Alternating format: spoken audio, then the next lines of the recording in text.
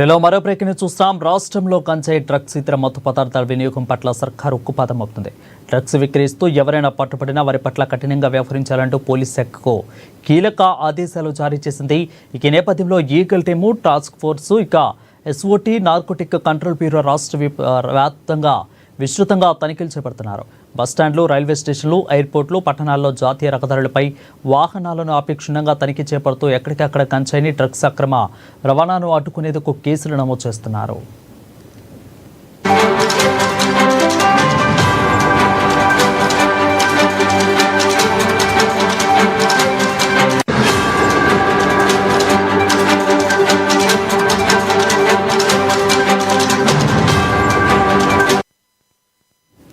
ఈ నేపథ్యంలో ఇవాళ కీలక పరిణామం చోటు చేసుకుంది. హైదరాబాద్ నగరంలో పెద్ద ఎత్తున గంజాయి తరలిస్తున్నారనే సమాచారం మేరకు మహేశ్వరం, రాచకొండ ఎస్ఓటీ పోలీసులు జాయింట్ ఆపరేషన్ చేపట్టారు.